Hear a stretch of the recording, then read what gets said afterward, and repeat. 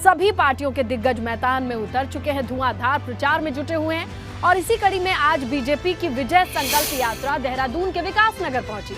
आज विकासनगर में मुख्यमंत्री पुष्कर सिंह धामी ने रोड शो निकाला। इस दौरान सीएम की इस रैली में काफी भीड़ देखने को मिली। भाजपा के इस विजय संकल्प यात्रा को जगह जगह लोगों ने इसका स्वागत किया है। विजय यात्रा में युवा भाजपा कार्यकर्ताओं ने बाइक रैली भी निकाली।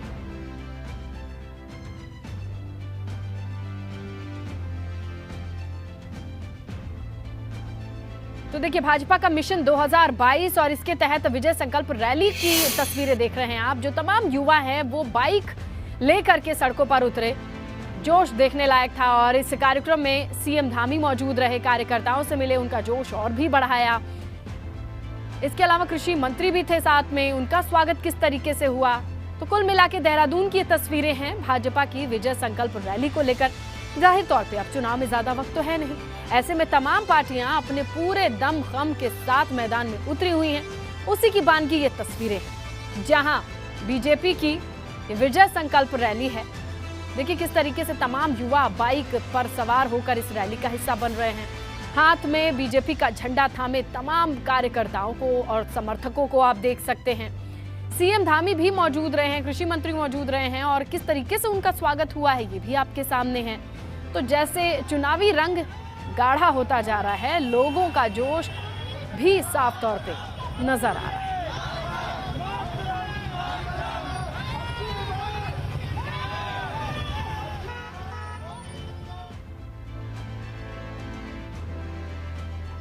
तो देखिए किस तरीके से स्वागत हुआ है और सीएम मौजूद रहे तमाम कार्यकर्ताओं का जोश बढ़ाने के लिए, उत्साहवर्धन के लिए।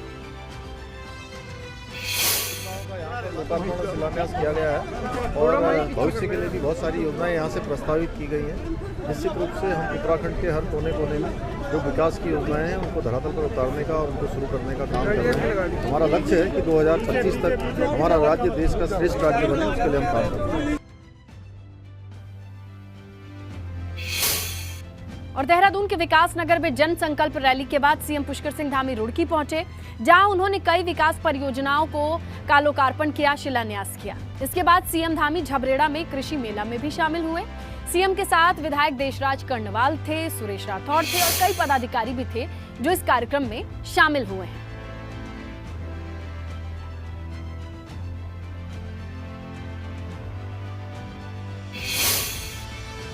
जहां रुड़की में जनसभा को संबोधित करते हुए सीएम धामी ने कहा कि केंद्र और प्रदेश की सरकार ने कई योजनाओं पर काम किया है।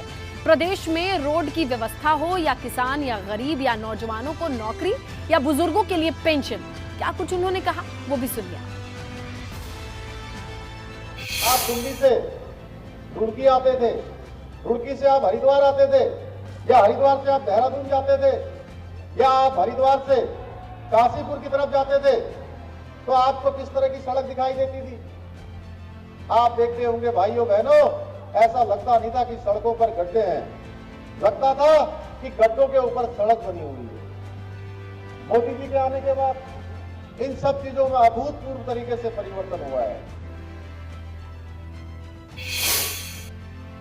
उत्तराखंड में होने वाले आगामी विधानसभा चुनाव के मद्देनजर सभी राजनीतिक पार्टियां जनता को लुभाने में कोई कोर कसर नहीं छोड़ रही। इसी कड़ी में आज हरिद्वार के राम वाटिका में भाजपा ने अनुसूचित मोर्चा महासम्मेलन का आयोजन किया। कार्यक्रम में उत्तराखंड प्रभारी दुष्यंत गौतम, प्रदेश अध्यक्ष मदन कौशिक ने पार्टी के कामों का बखान किया। तो देखिए, हर एक वर्ग को साधने की कोशिश, जहां कहीं भी गुंजाइश बनती है वोट बैंक को अपने पाले में ले आने की, तो उसकी जुगत लगाती तमाम पार्टियां दिख रही हैं। ऐसे में जो तस्वीरें आपके सामने हैं वो हरिद्वार की हैं, जहां पर प्रदेश अध्यक्ष नजर आ रहे हैं, प्रभारी दुष्यंत गौतम हैं। इन्होंने भी खास वर्ग को, अनुसूचित मोर्चा को सम्मेलन में बुलाया, उनसे बातचीत की, किए गए कामकाज गिनवाए। तो सरकार ने जो कुछ भी कामकाज किया है उसको बखान करते हुए नजर आए प्रभारी दुष्यंत गौतम, प्रदेश अध्यक्ष मदन कौशिक। तो जैसे चुनाव नजदीक आ रहा है, हर एक वर्ग को लुभाने की कोशिश भी तेज होती जा रही है। इसी क्रम में हरिद्वार की ये तस्वीरें हैं। उधर देहरादून में राज्यसभा सांसद नरेश बंसल ने कांग्रेस के कई नेताओं सहित पूर्व जिला पंचायत सदस्य, कई ग्राम प्रधानों और बीजेपी से कांग्रेस में गए नेताओं को भारतीय जनता पार्टी की सदस्यता दिलाई। नैनीताल से पूर्व में विधायक का चुनाव लड़ चुके हेम आर्या, प्रताप नगर विधानसभा से निर्दलीय चुनाव लड़ चुके राजेश्वर पेन्यूली सहित कई लोगों ने बीजेपी की सदस्यता ली।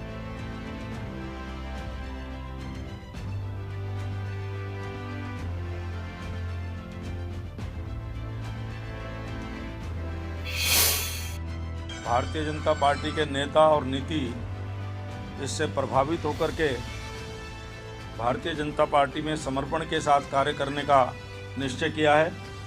ऐसे सभी बंधुओं का मैं स्वागत करता हूं। आपको उसकी सूची दी जा रही है और आगे भी बड़ी फहरिस्त है। समय समय पर ये काम होता रहेगा। गंगोत्री में आम आदमी पार्टी के सीएम प्रत्याशी कर्नल अजय कोठियाल का आज 5 दिवसीय दौरा पूरा हो गया। इस दौरान कर्नल अजय कोठियाल ने कई जगहों पर जनसंपर्क और जनसभाएं की हैं। दौरे के दौरान लगातार 8 से 10 घंटे रोजाना उन्होंने सफर किया, स्थानीय लोगों से जनसंपर्क किया। 5 दिन के दौरे में 50 से ज्यादा नुक्कड़ सभाएं भी की। कोठियाल ने लोगों से कहा कि एक बार मौका कोठियाल को दो। कर्नल कोठियाल ने कहा कि जनता अब बदलाव चाहती है।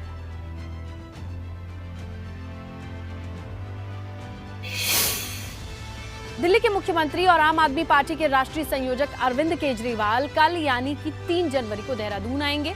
यहां वो उत्तराखंड नव निर्माण के लिए आगामी नव परिवर्तन अभियान की शुरुआत करेंगे। इस अभियान से आप 3 लाख नव परिवर्तन प्रमुख बनाने का लक्ष्य लेकर चलेगी। उधर रैली की तैयारियां भी जोरों पर हैं। आज कैंपेन कमेटी के अध्यक्ष दीपक बाली ने परेड ग्राउंड में रैली की तैयारियों का जायजा लिया।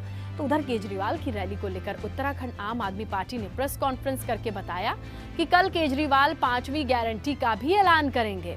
आम आदमी पार्टी ने अब तक 4 गारंटी दी हैं, जिसमें बिजली, रोजगार, तीर्थ यात्रा और महिला सम्मान के लिए गारंटी का ऐलान हो चुका है। एक और परंपरागत राजनीति करने वाले दल भारतीय जनता पार्टी कांग्रेस अपने लाभ की बात कर रहे हैं, वहीं आम आदमी पार्टी उत्तराखंड की जनता के मुद्दों पर आगे बढ़ रही है, अपनी रणनीति को धार दे रही है। इसी रणनीति के तहत हमने जनता के मुद्दों को जनता के बीच में लेके गए थे, जिसमें जनता को 300 यूनिट बिजली देने की बात कही गई थी, युवाओं को रोजगार देने की बात कही गई थी, बुजुर्गों को तीर्थ यात्रा कराने की बात की गई थी और महिलाओं के सशक्तिकरण के लिए 1000 रुपये प्रति माह उनके खाते में देने की बात की गई थी। उन चारों अभियानों का जो अभी तक हमने रजिस्ट्रेशन किया धरातल पर, उसका बहुत अच्छा रिजल्ट आम आदमी पार्टी को मिला है। देश और राज्य में बढ़ती महंगाई और बेरोजगारी को लेकर कांग्रेस कार्यकर्ताओं ने बीजेपी सरकार को घेरा। रानीपुर विधानसभा में कांग्रेस कार्यकर्ताओं ने भैंसों के आगे बीन बजाकर विरोध प्रदर्शन किया। इस दौरान उन्होंने सरकार का पुतला भी दहन किया।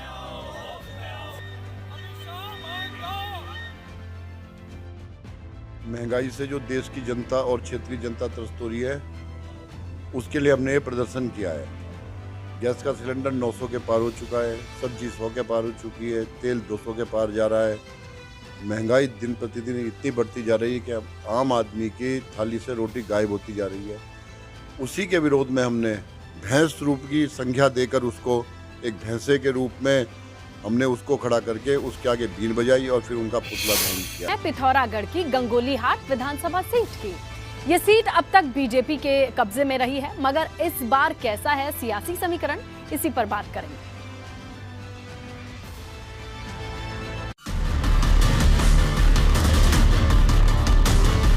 पिथौरागढ़ की गंगोलीहाट विधानसभा सीट अनुसूचित जात के लिए आरक्षित है। इस सीट पर मौजूदा समय में भाजपा का कब्जा है। चलिए आपको बताते हैं कि गंगोलीहाट विधानसभा सीट का सियासी इतिहास किस तरह से रहा।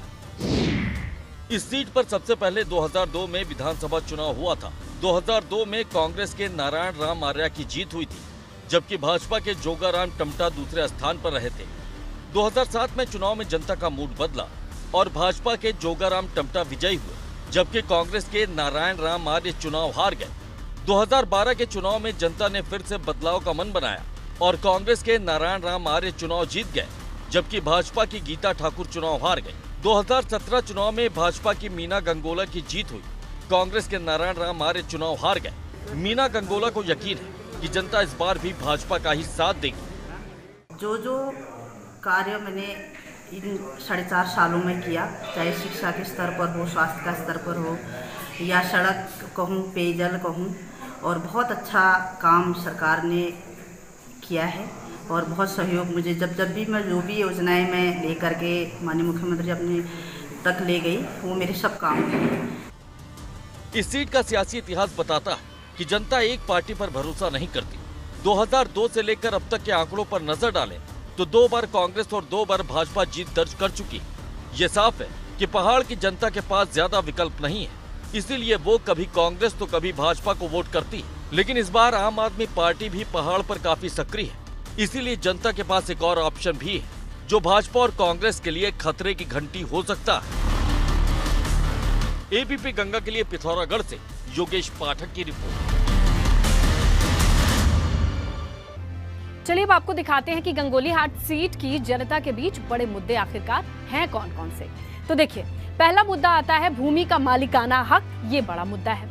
दूसरे मुद्दे की बात करें तो पेयजल की किल्लत यानी पीने की पानी की कमी है।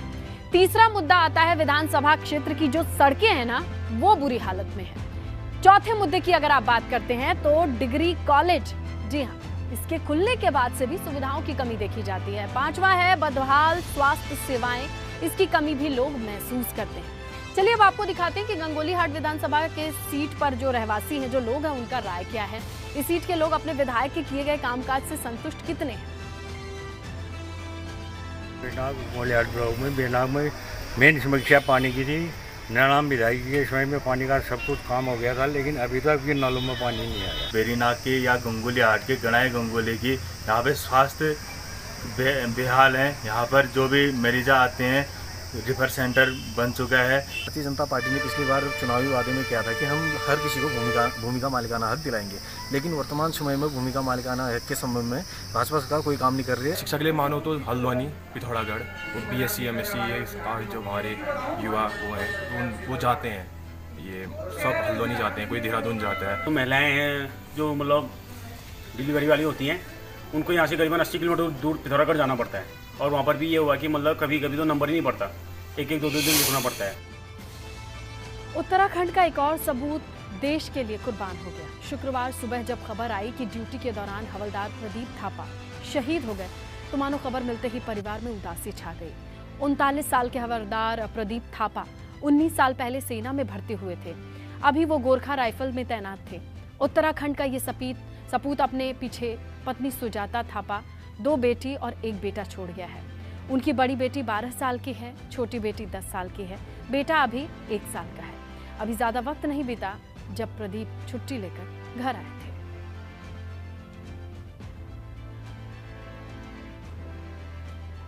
तो देखिए, शहीद प्रदीप थापा के लिए पूरे क्षेत्र में उदासी है।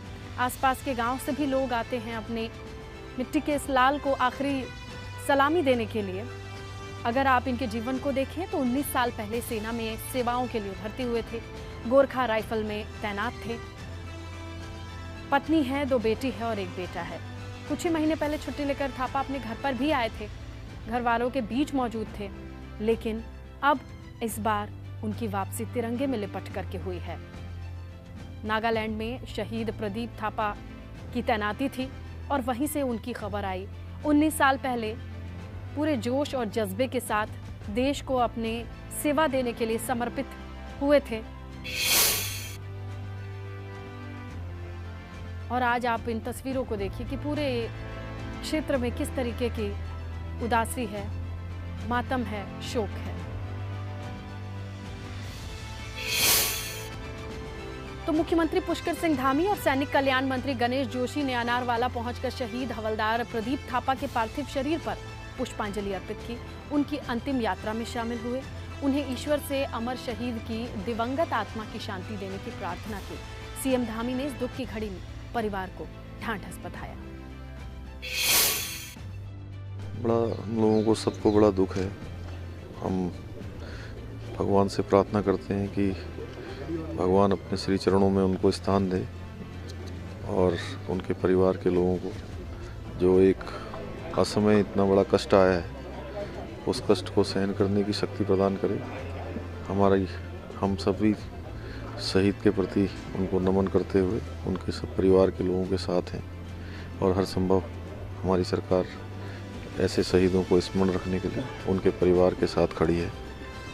आज हवलदार प्रदीप थापा जो ऑन ड्यूटी पर शहीद हुए हैं, पूरी सरकार उनके साथ में है। माननीय मुख्यमंत्री जी और मैं स्वयं यहाँ पर आए।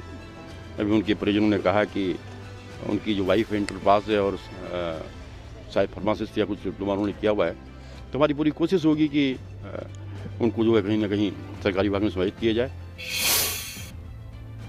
बड़ी खबर है जहां उत्तराखंड में तेजी से कोरोना के मामले बढ़ते हुए दिखाई दे रहे हैं, क्योंकि आज प्रदेश में 259 कोरोना के नए मामले सामने आए हैं, जिसमें 110 कोरोना के मरीज ठीक भी हुए हैं और अब प्रदेश में कोरोना के 506 एक्टिव केसेस हैं। आंकड़ों को जरा देखिए आप, जहां इकाई दहाई 2 डिजिट में रह गए थे पूरे मामले, वहां तेजी से ये उछाल देखा जा रहा है। 506 एक्टिव केसेस हो चुके हैं, जो कि एक वक्त में 10-20 तक पहुंच चुके थे, लेकिन ये बड़ा उछाल है। तो देखिए, उत्तराखंड में कोरोना संक्रमण के मामलों में तेजी से बढ़त देखी जा रही है। हर दिन बढ़ते हुए आंकड़े डराने के लिए काफी हैं। ऐसे में भी नैनीताल के सुयालबाड़ी में जवाहर नवोदय विद्यालय में कोविड टेस्ट रिपोर्ट में 82 बच्चों के एक साथ कोरोना पॉजिटिव आने से हड़कंप मच गया है।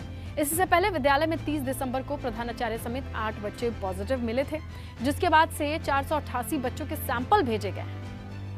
तो इससे जो बड़ी बातें निकल करके आई हैं वो भी आपके सामने रखिए कि जवाहर नवोदय विद्यालय में कोरोना बम फूटा है, जहां 82 बच्चों की कोरोना पॉजिटिव रिपोर्ट आती है। अब ऐसे में स्टूडेंट्स को आइसोलेट किया गया है, अलग अलग हॉस्टल में आइसोलेट किया गया है।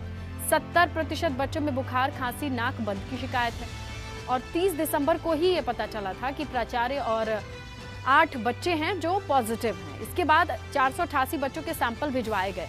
अभी हालांकि कुछ सैंपल की रिपोर्ट आनी बाकी है। तो 2 हफ्ते से कोरोना के मामलों में जैसी तेजी आई है, ये साफ तौर पे देखा जा सकता है। आवासीय स्कूलों में भी कोरोना तेजी से फैल रहा है। उधर ओमिक्रॉन के वेरिएंट से निपटने के लिए टिहरी जिले में भी स्वास्थ्य विभाग अलर्ट मोड पर है। सभी तैयारियां पूरी कर ली गई हैं। विभाग की ओर से टीमें बनाकर जिले में एंट्री पॉइंट पर ही रैपिड एंटीजन टेस्ट किया जा रहा है। विदेश से आने वाले लोगों की मॉनिटरिंग की जा रही है। विभाग ने अस्पतालों में भी बेड बढ़ा दिए हैं। नरेंद्रनगर कोविड केयर सेंटर में भी सुविधाएं और व्यवस्थाएं जो हैं उन्हें दुरुस्त कर लिया गया है। हमारे पास ऑलरेडी पहले से सेकंड वेव की सारी तैयारी थी, तो वो सब हमने उसके बाद कुछ नए बेड हमने बढ़ाए हैं। हर ब्लॉक में हमने 10-10 बेड बच्चों के लिए रिजर्व किए हुए हैं।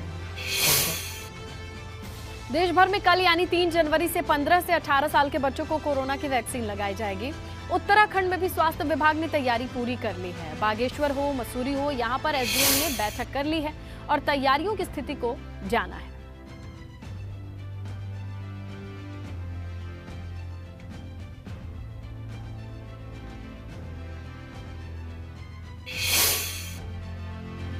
तो फिलहाल इस बुलेटिन में इतना ही। एक छोटा सा ब्रेक के बाद देखेंगे आप 7 का समीकरण प्राची पाराशर के साथ।